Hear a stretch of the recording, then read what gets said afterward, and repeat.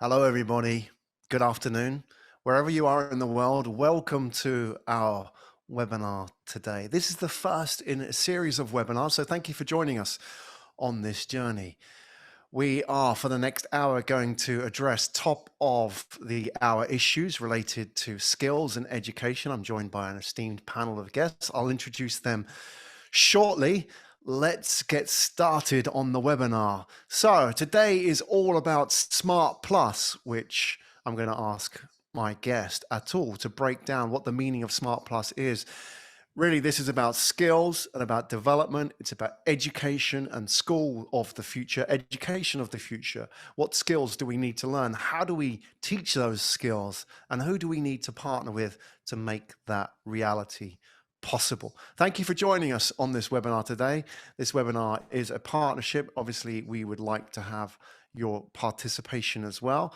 And we would like to hear your thoughts and your comments during the webinar. My name's Graham Brown. I'm the founder and CEO of Pickle & Co. I'm here today to make sure this runs smoothly and get the best out of our guests today. And you, the audience as well. This is not a one-way street. The purpose of webinars is interactive. So let's do this.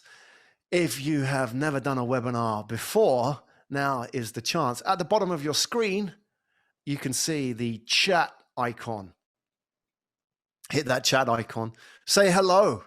We want to know where you are from. So this is what you're going to do. Go down to that chat icon, say hello, and where you're from. So if you're from India, say India. If you're from Singapore, Singapore. We would love to know where you are coming from today, because that gives us an idea of who's who and what the spread of the webinar is all about. So I'll read some of these out as we go through.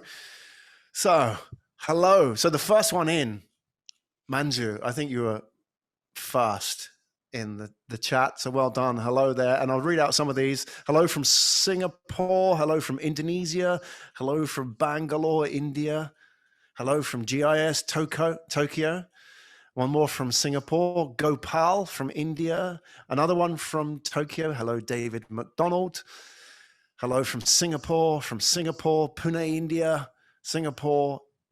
I'm from India, but I live in Malaysia. There's another one. Singapore, Tokyo, Pune, Tokyo. There's a good turnout from Tokyo today. Hello, everybody from Tokyo. Special mention. Yoroshiku onegai shimasu. So today is all about education and skills. What are we going to talk about today? Well, as this is going to be interactive, there's going to be a lot of content. One thing that you can do now, if you enjoy the content, if you enjoy the subject and you want to find out more specifically about school of the future, the shape of the school of the future, and what Atul and his team at Global Schools Foundation and GIIS are doing, as well as the partnerships that they have, then what you can do is, this is what you need to do, is take your phone like this and then hold it up to the screen, scan that QR code. And what that will do for you is open the School of the Future podcast in Spotify. And once it's opened in Spotify, you subscribe to it. You know what to do. You can find all the back catalog of the episodes of School of the Future featuring Atul and many other guests on the podcast. And you can get the audio from today. You can get the audio from all the future sessions, so you won't miss a thing. So all you need to do is just hold it up to the screen and scan that QR code, and that will give you access to the School of the Future podcast. And it's just going to shift down to the bottom here. It may appear in later screens just to prompt you, remind you to subscribe to that podcast. So who have we got here today to address some of the big challenges facing us today in skills development? I'm joined by Atul Temurnikar and Kapil Kane. Gentlemen, welcome to the webinar. Thanks, Graham. Great to be here. It's good to have you here. Are you there at all? We've got you. Yes, very much. Thank you, Graham, for having us. Okay. I'm going to ask them to introduce themselves a little bit more in depth in a minute as we get into the flow of the webinar. But before we do that, let's ask what's on top of your mind. You, the audience, what are you thinking about? What brought you here today?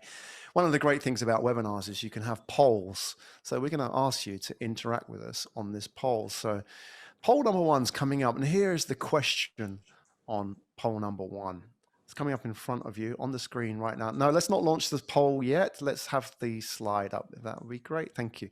Which skills do you think are becoming more valuable in the 2020s? So before we launch the poll and ask our audience about the skills which may not have existed 10 years ago, I'm going to ask my panelists just to pitch in here with some ideas. What do you think would be on this list? Kapil first, give us 3 skills that you think should be on there. I think the critical thinking, some of the soft skills like stakeholder management, being articulate about your ideas, less, I think those are collaboration. Yeah, I think some of those soft skills which we thought were very soft, I think they would be super important, in the future. The soft skills. Yourself, Atul, what do you think would be on this list, or what do you think people are going to vote for? Well, I would say the ability to ideate and find a solution to a challenge. That would be the first and foremost as we go along, given the uncertainties that are emerging around the world.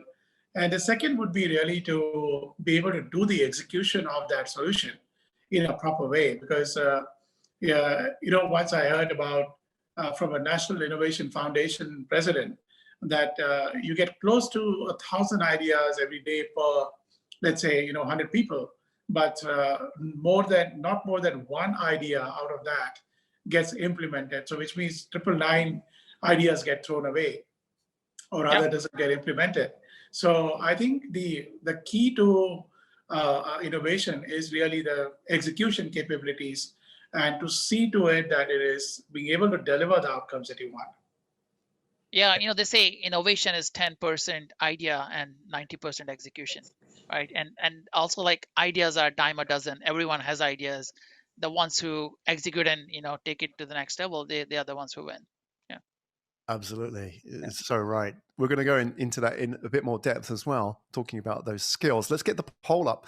So if we can launch the poll, and what I want the audience to do is vote on these. I want you to select the skills that you think would be more valuable in the 2020s or becoming more valuable. And I'm not sure if the panelists can actually read these, so I'll read these out. So we've got coding, innovation, leadership, management, public speaking, creativity, teamwork, entrepreneurship, data analytics. There's a few more at the bottom here. Storytelling. So people are voting now, and the votes are coming in. Of those, which do you think will perform well, Kapil?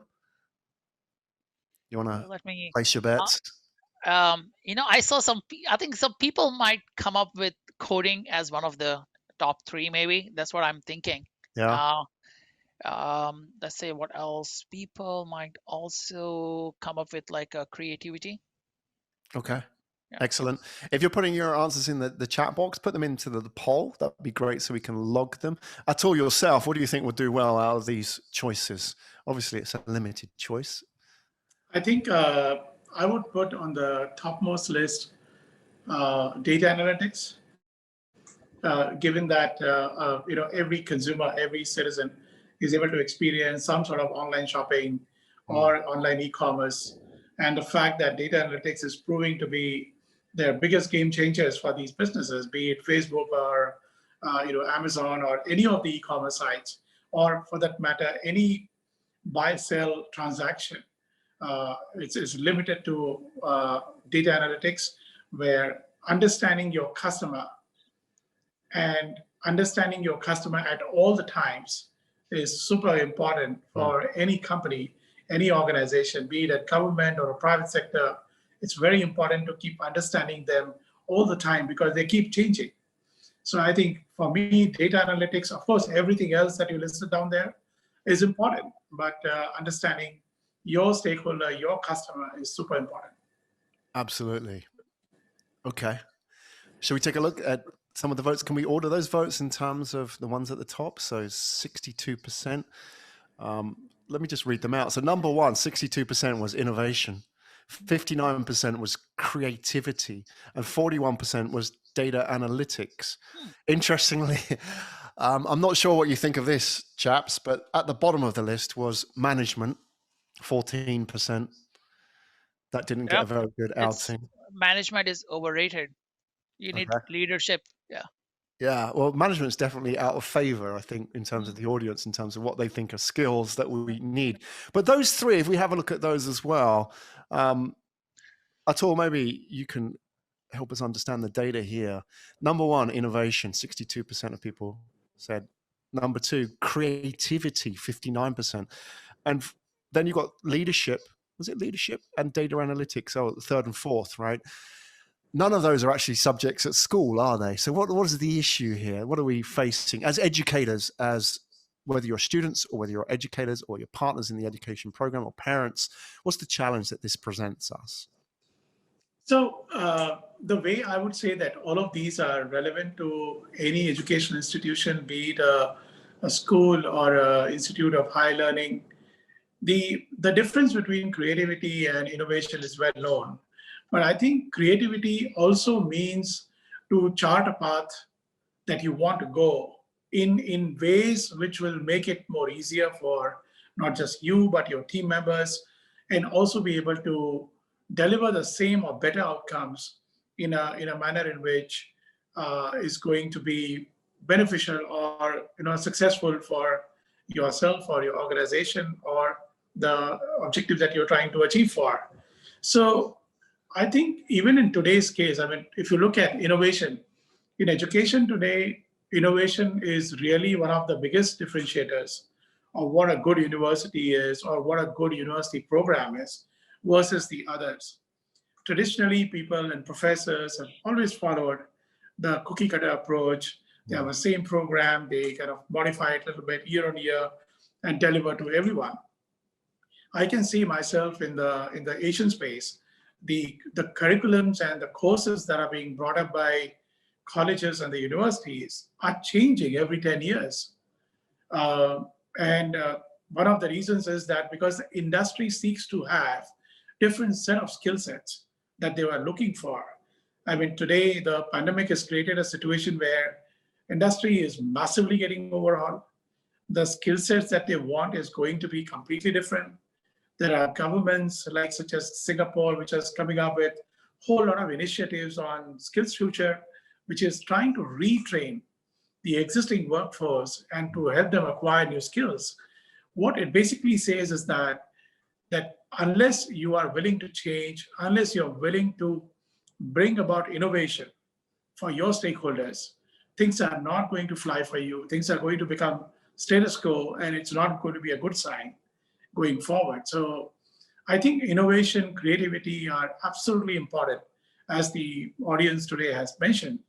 And I would say that every single parameter that you listed here, and I agree with the poll that the management is the least of the issues. It's not about management, it's about leadership. It's about solving people's problems. It is about, it is not about the glorified version of management that exists and the stellar CEOs and the high-flying life and jet-setting lifestyle. It's not about that. I mean, the poor guy is the most isolated, and I'm sure Kapil can throw some light on that. How CEOs, including some of the ones he's worked with, can sometimes be self-isolated because you are constantly working on the larger problems that you want to solve. You are constantly working around the workfare and to make sure that employees and their issues and the overall objectives of the organization are met. But at the same time, the management is not really the best thing for you to look at. People think it's a very kind of prestigious white collar lifestyle, but it's not really. Even within the management, people who have got the real on-job skills, the people who are able to understand situations, understand industries and their sectors well, are going to get a lot more longer highway as compared to somebody who's a generalist in a management. Excellent. Well, you've set the scene there. I'm going to just put Kapil on a hold to answer your questions in a minute, because when it comes to innovation, He is the man to answer the questions, being Director of Innovation for Intel in China and having worked at Apple previously as well. He'll have a good knowledge of exactly what innovation is to answer some of the questions as well for the audience here today. I want to ask the audience, those that said innovation in their answers in the poll, put your hands up. There's a raise your hands feature on Zoom. Can we have that working so people can so they've raised their hands. So a few people have raised their hands. Okay, great. So just put your hands up if you said that you thought innovation was the top skill. Okay, great. Excellent. So it's good to see a lot of hands going up. This is the virtual school in progress. Putting your hands up. You've all been trained well to do this. Is how we do it in the 2020s now, folks. All right, keep your hands up, folks. Now, what I want to do is I want to pick a volunteer from the audience today, and I want that volunteer to come and join us just very quickly on audio and video. So keep your hands up if A, you want to join us 30 seconds and just tell a little bit about yourself and your skills background, and B, you have audio and video set up. You don't have to have a microphone or anything like that, but we'll see who wants to volunteer and set up. That was actually the leadership skill, by the way. That was the test as one of the skills in the list there. Okay, so let's do this. Parshuram Hambir, you've got your hand up. I know a few people have dropped off. They're a little bit nervous about appearing. Public speaking is a skill as well, by the way, folks. Parshuram Hambir, can the engineer get him set up and just add him as a participant, and maybe we can ask him. And is he joining us? So Parshuram Hambir, can you turn on your microphone? I just want to know a little bit about you and your background as well, and why you're joining us here today. Bharat, can we unmute him and get the video on so we can see who our audience are? Maybe we can ask some of the other ones as well. There's Parshuram as well. And maybe you can set up some of the other ones as well. Hello, Parshuram. Have you got your audio on us for today? Can you just unmute for us? There you go, Parshuram. Yeah, there was some network issue, so system pushed me back and need to rejoin again. Yes, please. What's your connection here with Global Schools? Are you a teacher? You're a partner? I don't think you're a student, so maybe you can give us a little bit of background. Okay, my son studies in GIIS Smart Campus in Singapore this year. Frankly, we moved to Singapore just this year. So wow. 1 year in GIIS Singapore. Welcome to Singapore. Where are you from originally? I'm from India. Which part? So I'm from a central part of India, a city called Pune, very nice city and education hub in India. And it's like also an industrial growing area now, very close from Mumbai. Everyone might be knowing Mumbai. Atul sir knows everything about India, and also Kapil for sure. I'm sure. Yeah, I had my first job in Pune out of school. Yeah. Wow. Good memories. Okay. So Parshuram, thanks for joining us. Your son's obviously at school here in Singapore. You put innovation as the top skill of choice. What else did you choose as the key skills that you think are becoming more important in the 2020s? See, frankly speaking, world is changing so rapidly, and if I see a change or rate of change over previous decades, it's changing very rapidly. Maybe the things which we thought in our childhood might not be realistic. Those are realistic now. Those are in practice now, and that's the reason everyone and the new generation specifically need to think one step forward, one step ahead of current requirement. And global warming and then industrialization and so many things are going to the population for some reason. So these new challenges are going to put more demand and challenges to the education system and also a future requirements of the society. Yeah. That's what I thought. Current industry practices and also the growth, so-called growth, I would say, may not be the true reality in future. It will be completely different thing. And that's why I think innovation is a key. Parshuram, thank you very much for joining us, and thank you for joining us on this webinar, Unnatural. So my pleasure. Yeah, thank you for participating as well. Maybe we can take one more as well. Did we have any more hands up there, Bharat, or we've lowered them all now? We can move on, no problem. So a little bit of insight there. I mean, I'm going to turn that back over to Atul as well. I mean, this is probably very typical of parents as well now, is that they're thinking about, okay, it's very different from when I was a kid at school, probably a lot more certainty. Now we're in this world of uncertainty, you know, and the skills that my child needs going into the workplace didn't exist maybe 10, 20 years ago, especially the hard skills. Is it becoming harder to keep up? Is it a constantly moving target here, or was it the same back then? I mean, how do you help, you know, reassure parents that we are able in this situation to supply and train them appropriately? Or is it a case of, okay, there's so many skills out there, we need to just focus on these base skills and all these other skills will come from it? How do you address that challenge? So I think you look at the underlying issue that is happening today. If you look at students who are coming or who are living in developing countries, such as India, Indonesia, the lack of resources to them actually makes them by nature very innovative. They are very solution oriented, they are troubleshooting oriented, and it's the lack of resources which actually drives them, compels them to take that approach. Whereas, and that also could vary between the developing countries from city to city. But if you look at the developed countries such as the US and UK and countries like Singapore, the fact that it is developed, there is a natural absence of opportunities where students will be able to get those skills that they would have been able to get in developing countries.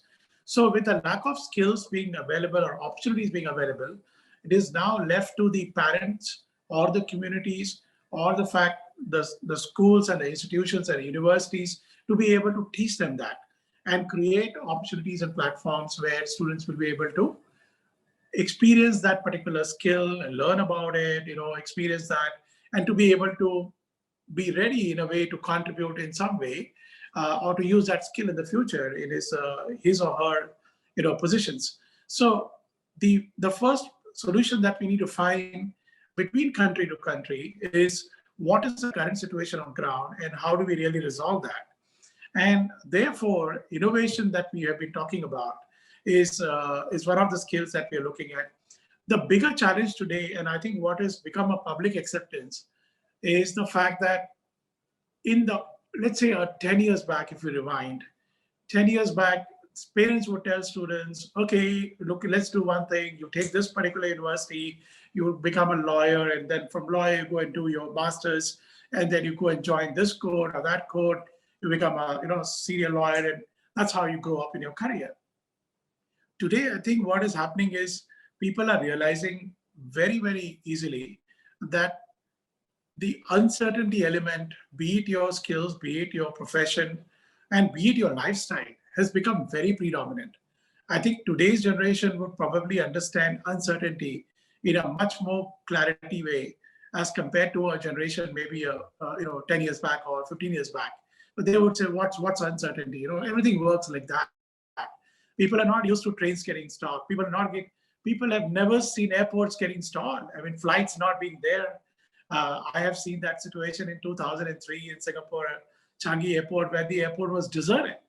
And I was like, if this can happen in today's life, anything can happen. And so therefore, I think everybody has come to realize, particularly the young generation, that uncertainty is the biggest challenge that they have to face in their life. And to prepare for that is the skills that you need to prepare for that, the skills that you need to be able to manage change, to understand that change is required, to be able to take the right decisions, to initiate those changes, and to be able to see through those changes is become very important. So it's very sector agnostic, it's very skills agnostic. It is all about, can you survive? Can you sail through this? And can you pick up the right changes on the way that you are able to see through? And as you can see, the path for any young generation today is not really fixed. It's going to be wavering. It's going to be changing over time. You may end up from, just take my case, from an IT sector, I came into a completely different sector for education. And this is going to happen to almost everyone. They may end up from airlines to insurance, insurance to banking and finance. It is quite possible. So I think what every young student or every young university student has to realize, that they need to prepare to deal with the change and not really get lost with the fact that, oh my God, I'm not really prepared for it. I can't deal with this. You can't give up hope.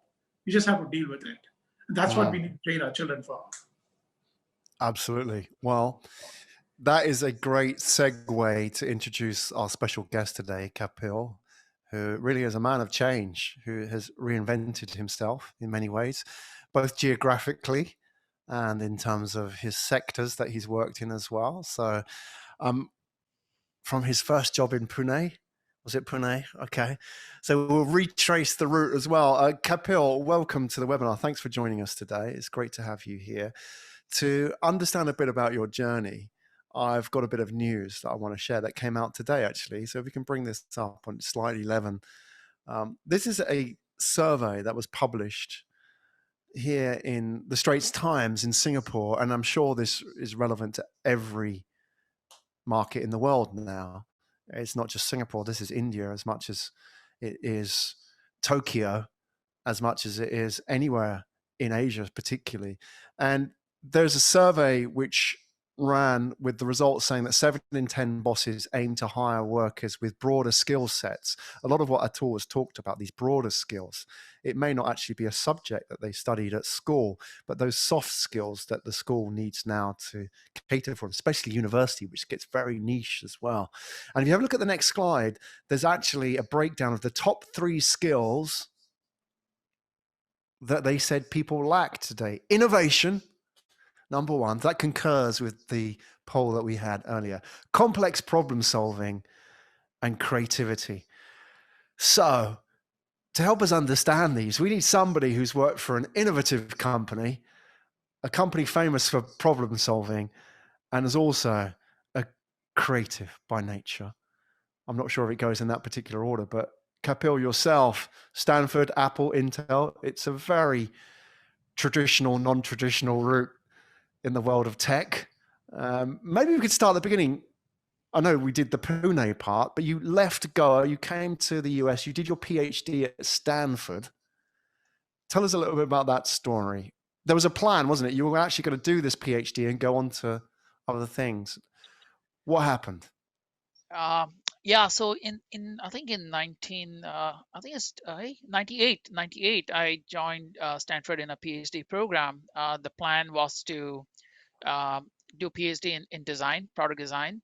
Because previous to that, I used to work in auto industry. I started in Pune designing interiors of cars for a joint venture between Tata, one of the largest companies in India, and Johnson Controls, which is one of the leaders in designing automotive interiors. And that was my first job out of college. And then they sent me to the headquarters in Detroit. That's where that's like the mecca for automobiles at that time, right? And after a year, I went to Stanford's PhD program to get better at like understanding the concepts of design, the philosophy of design, and I was doing my PhD in this area of design for manufacturability. It's how to design things that can be easily manufactured. And in summers, there are no classes. So you either stay on campus and take some courses, or you can go do an internship. So I went to Apple to do an internship.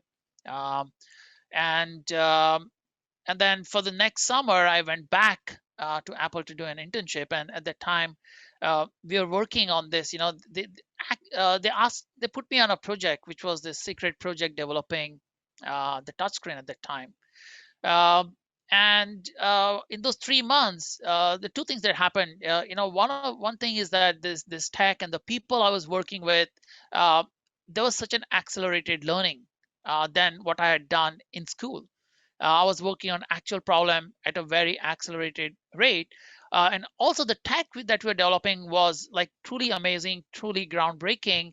And I saw this is going to be the future of how we interface with the computers, not by keyboards or not by those the stylus where you poke at the screens, but by natural gestures and stuff. So I dropped out of my PhD and joined Apple full time. You dropped out of your PhD. That couldn't have been an easy discussion to have, surely.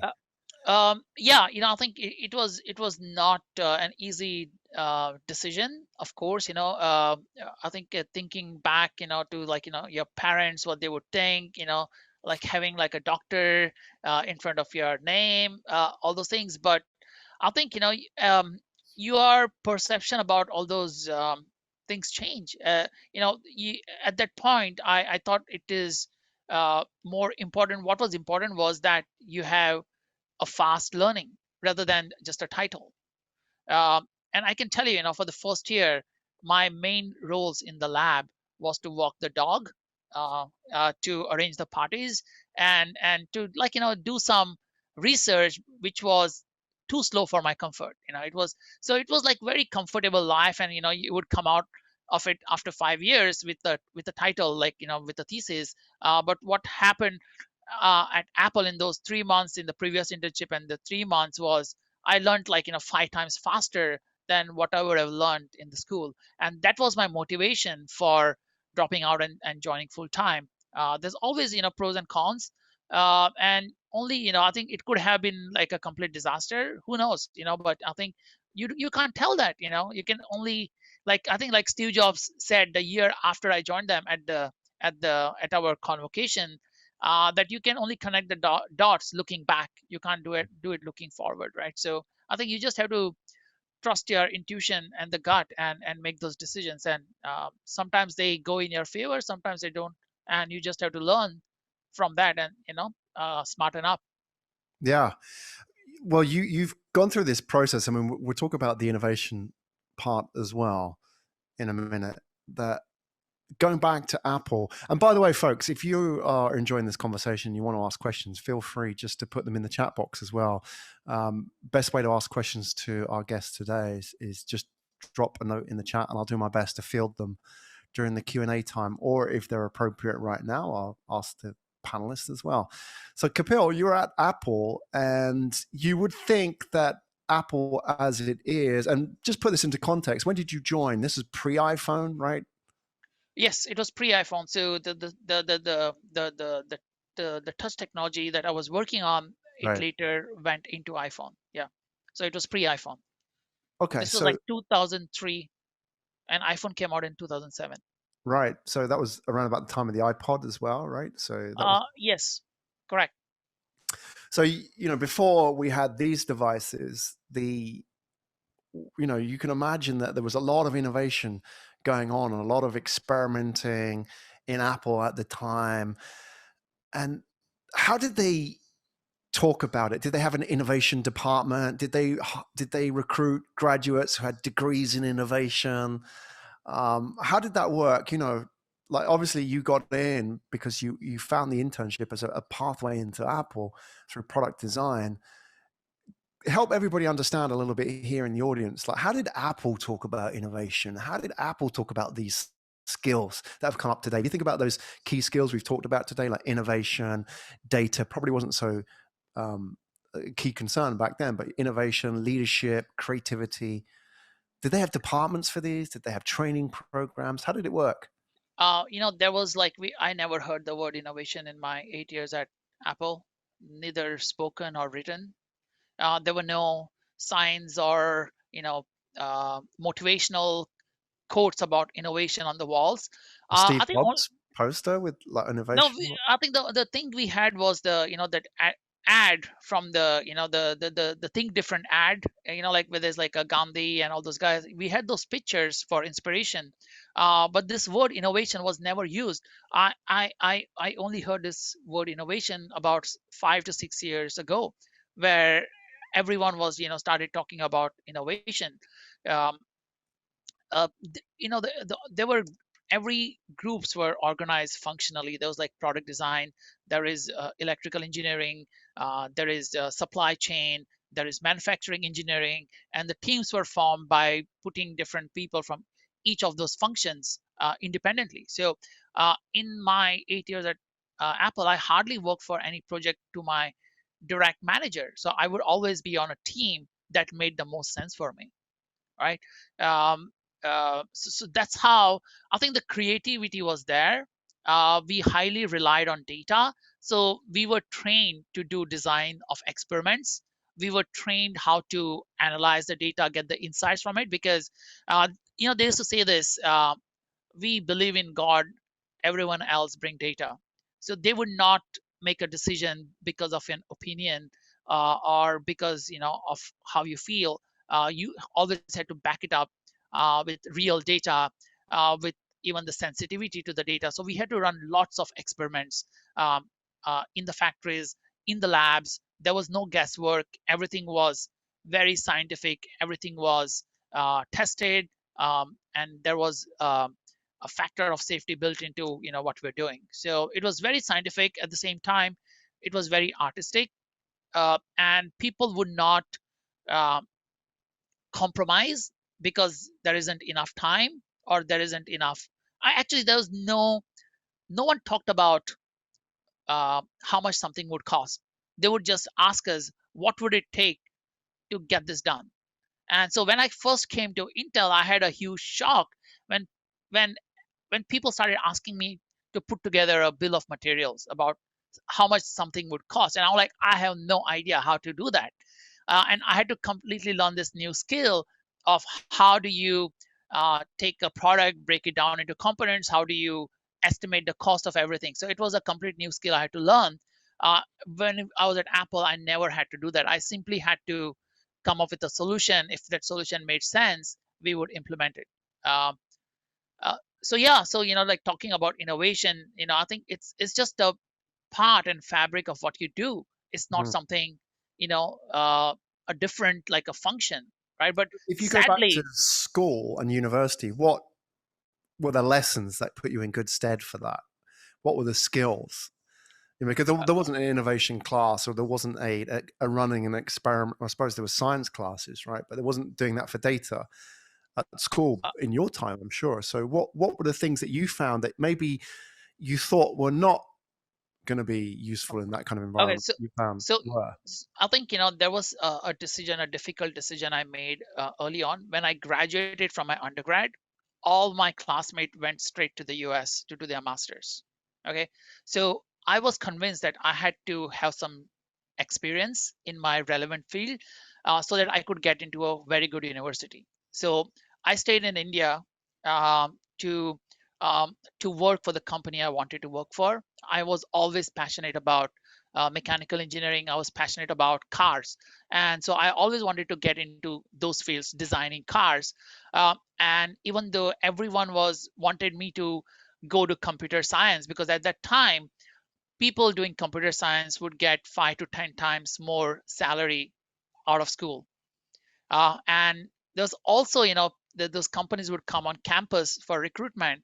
You would see that the first whole 2 or 3 weeks were full of software companies, and then would be like those companies doing mechanical engineering, chemical engineering. And I fought with the recruitment department to get the mechanical companies on the first day as well. So I intentionally, I really wanted to.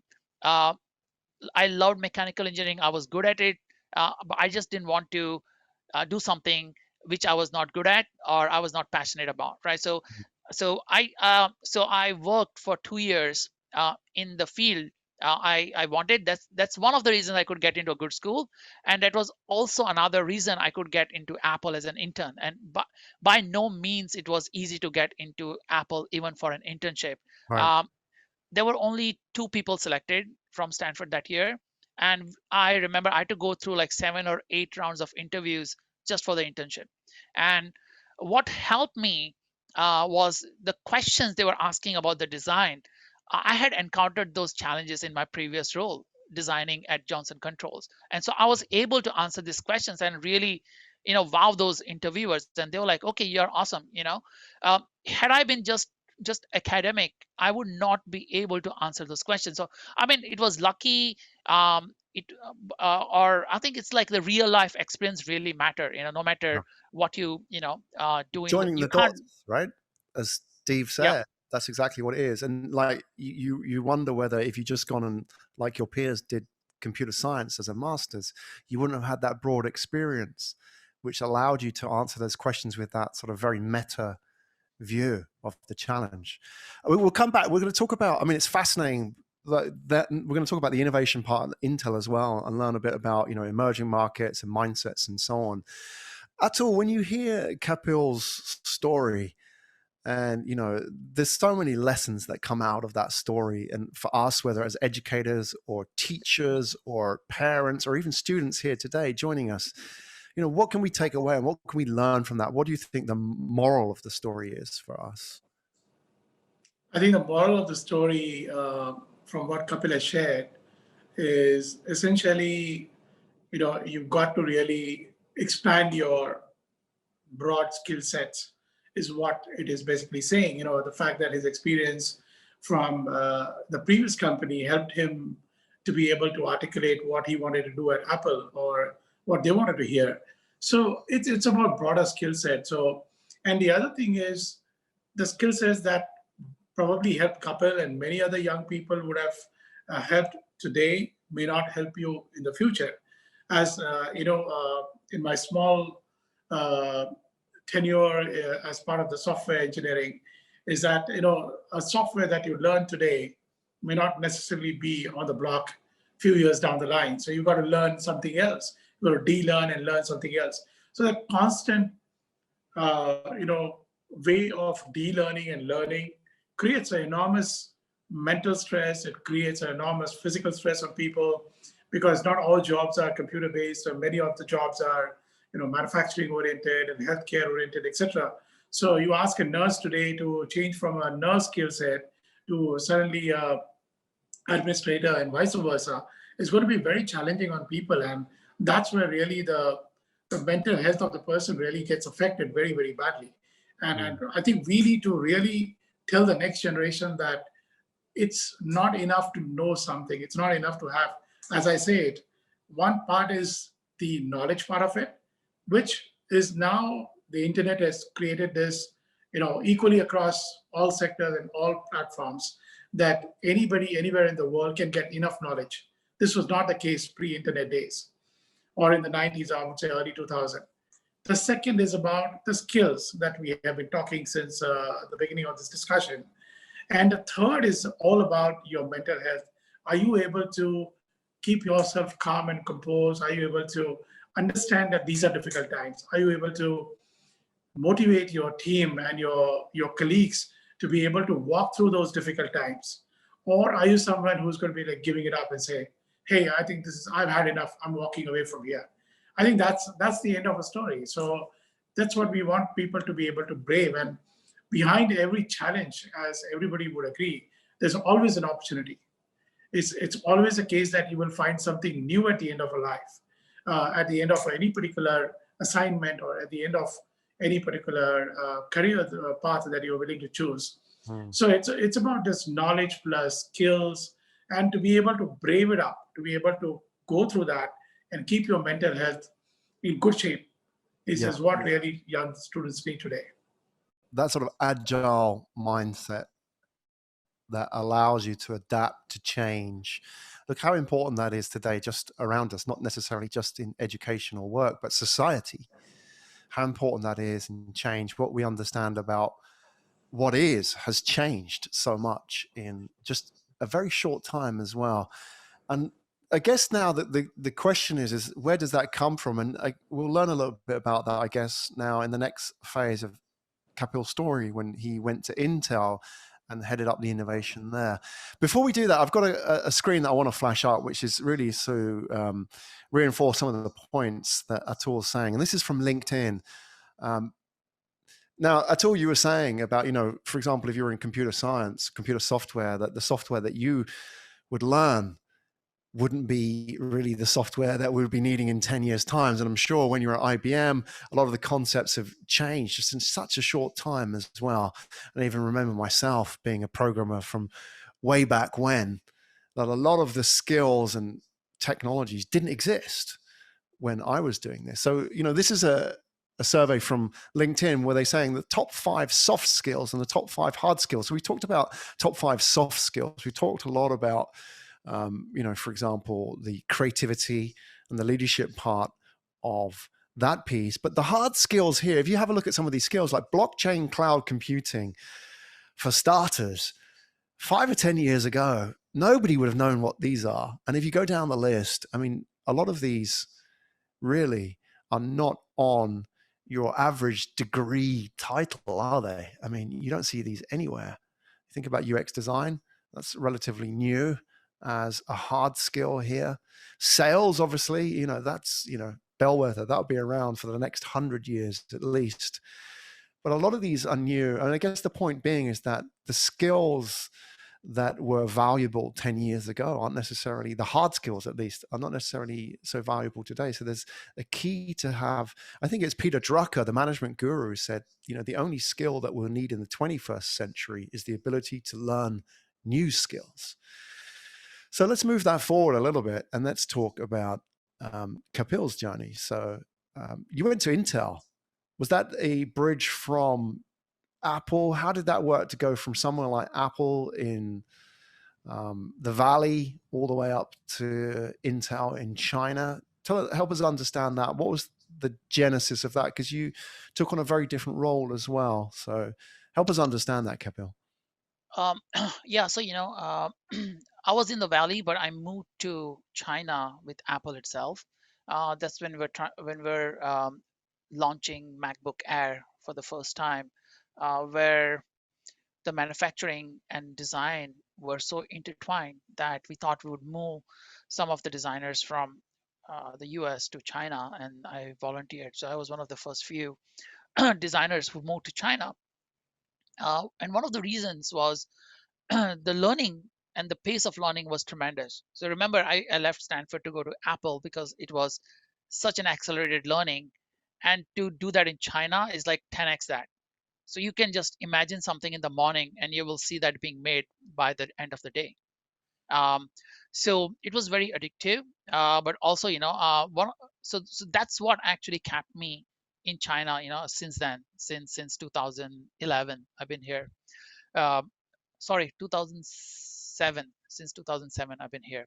And then why I left Apple to join Intel was I was getting very, very good at what I was doing, which is mechanical design, manufacturability, how to solve design challenges. I could do it in my sleep. And so I had to get more challenge. And Intel at that time were creating this classmate PC, which is an education focused laptop for emerging markets. They were successful at launching that product. They sold in millions. But since the launch of iPad, even the emerging markets wanted tablets. And they wanted to design a tablet, and that's what I came to Intel to do, is to design the tablet version of the classmate PC. So we called it Playbook. Uh, and that's what brought me to Intel. And like if I look at those 5 top skills you talked about: creativity, persuasion, collaboration, being adaptable, and emotional intelligence. So I think throughout Apple, I just had creativity. I was super good. Someone told me, do this. I knew how to get it done. And everything else was given to me. But when I came to Intel is when I was able to develop the other 4 skills, the skills of how do you, it was like, like a big uh, cultural shock for me, the way Intel works as a corporate versus how Apple works. There's a lot of, I would say, mm, lots of processes, lots of approvals, very ROI minded. They so I think it was like a you need to get lots of stakeholders to uh, approve your decisions or get on board. And I think no matter how much I lamented that, but this is real life. In real life, I think what at Apple, it was like, I was in a bubble and I could do everything. I just had to um, find the right solutions, be creative, and I was given everything. But at Intel, I had to fight for everything, right? And I think for the first couple of years, I was very much like, like depressed about the level of bureaucracy. Uh, but I think it also made me stronger. It really prepared myself for the real world. If I was still at Apple, I would have lived in like a virtual little bubble there. Yeah. That's the adaptability piece that we've talked about today, isn't it? And how important that the mental health, being able to survive that change and adapt to it as well.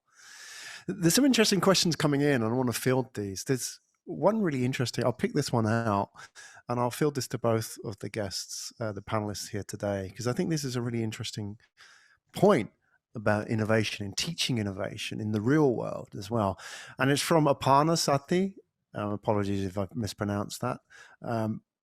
So I'll paraphrase your question to the guests here. And I think as well, that Kapil, probably your experience at Apple may hold true with this. And I thought it would be interesting to hear how we can teach this as well.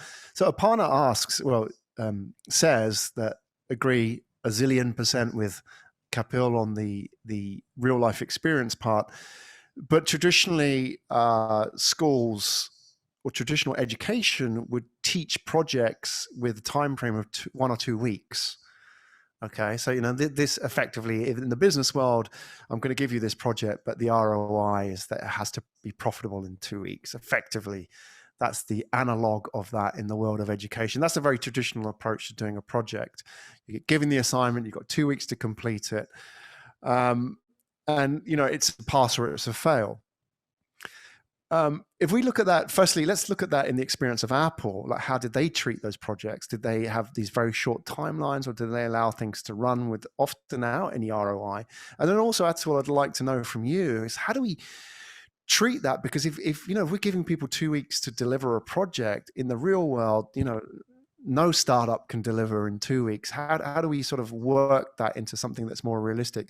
Kapil, to yourself first with Apple, how did they treat, for example, if that was an assignment given to somebody at Apple, how would they treat things like timelines and ROI? There are two things. Okay, there are exploratory projects like which I was a part of before with the touchscreen, and there are the ones which are already on the roadmap. So, for example, we are working on the MacBook.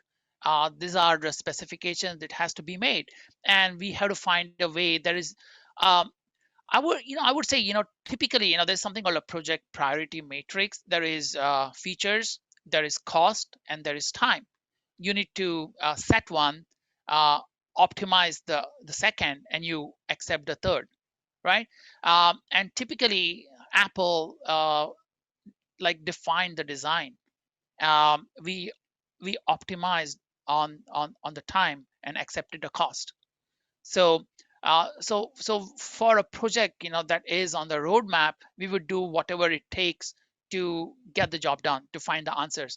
Because I remember, I think one of the reasons also why I left Apple to go to Intel was work-life balance.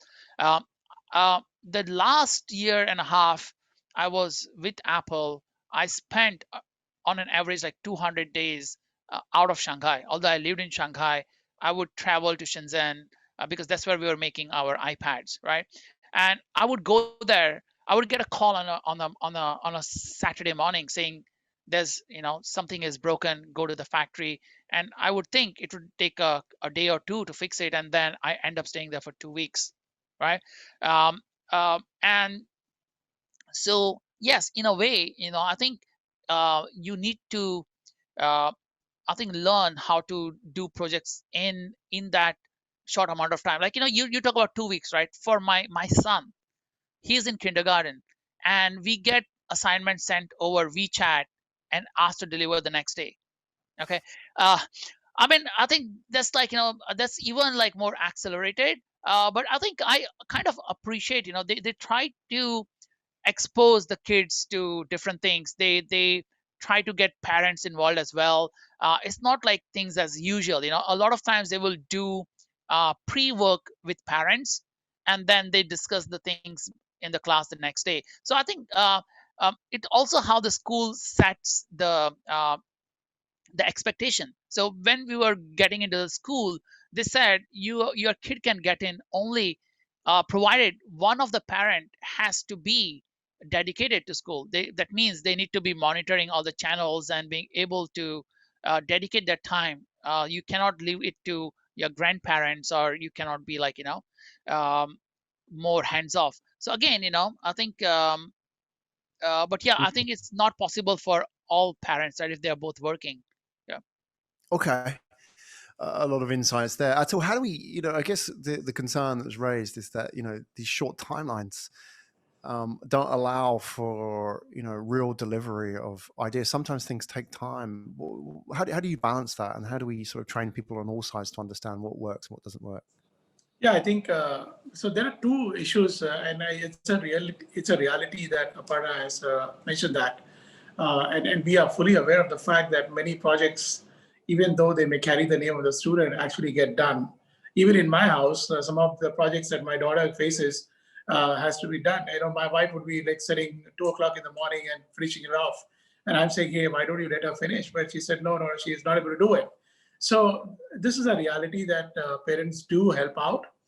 And but in a way, it is not to make it very inhuman to the person or to the child, but the priorities of 2 weeks or 1 week, or like Kapil has mentioned, 1 day, is done on the basis that the teacher thinks what is a realistic time to deliver that. But I do agree that while timelines allows a child to be able to focus on priorities, as Kapil has shared from his experience, there are certain projects that you need to prioritize. You cannot do everything in a first in, first out basis. You have to prioritize, and you don't need to fast forward some of those projects. So that teaches the child a balancing act. And this actually takes us to the next line of where we're working on some of the most happening things in the education industry which have not been worked on in a very scientific way. And we've actually gone to that stage where we are currently working on what is called as adaptive instructions. And what adaptive instructions means is that every child, given the same problem, is going to solve in a different way with different timelines, and be it real life problems or be it academic problems. And what we are creating now is going to be first in the time, first of its kind in the world, where a platform will be created to be able to allow teachers to be able to deal with these different learning outcomes, to be able to cater to every child's needs. He or she may take 2 weeks, they may take 1 week, they may take 1 day, but the teachers are going to be able to know exactly how the child is going to take the time and automatically be able to give that sort of a variable time frame to the students to do it. And it's not about just timelines, it's also the degree of complexity of the problems that are being done. So some students may be able to solve it very fast. Some students may be able to solve lower complexity or lower what we call as challenge levels or higher challenge levels. So we are creating something which is, as we speak, we are designing that. We want to bring in that sort of a platform where teachers are able to know the full track record of the child. And we're moving away from WhatsApp. I know it's in great discussions everywhere about what's going on in the WhatsApp world, in the social world, but we are actually creating something which is in 2 years' time, we'll put that in, and where teachers would be able to see the entire journey of a child from all the subjects, from all the years, and be able to really allow that machine learning, as one of the attendees has mentioned here, is create that machine learning into the system of learning, where that will assist the teacher and to the children in terms of how they can actually go forward from there, and how teachers can see how students are going to be progressing in their learning outcomes. So I think it's going to be a very, very interesting journey from here. And I'm glad that in a way pandemic is compelling the boards of the companies, the directors, the CEOs, to be able to say, hey, and recently we had a opportunity to talk to the senior minister from Singapore, Mr. Teo Chee Hean, And he mentioned in one of his speeches, and he said, it's not just about just in time. That used to be a phrase very common with manufacturing earlier. It's about just in time, but it's now become just in case something were to happen, how do you deal with that situation? So that brings in the element of future thinking, and this challenge is really going to be about what the boards are thinking, what the directors are thinking, what stakeholders are thinking, shareholders are thinking, and you multiply this across every single role that would be applicable in the industry. Everybody has to think about, just in case something happens, what do I do? So that is the elementary aspect of a project management, and that goes back to the original idea that I said, that it's all about execution now. If Kapil is impressed with the rate of execution and the success rate of execution in the world of Intel and the solutions they're finding, that's exactly what is going to happen to every company down the line.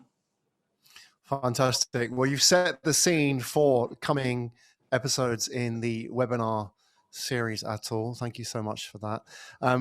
Folks, we're running out of time, but before we leave, I want to give you some links that will be useful for you. Firstly, if you want to register, I would love to see you back for the next webinar, the continuation of the Smart Plus series. If we can jump to slide 23, let's just take it from there. This is what you can do. So firstly, I'm going to give you the details of our panelists today. If you want to connect with them on LinkedIn and just ping them any thoughts that you may have, here are our panelists, our guests today. You can find them all on LinkedIn, where you're welcome to message them.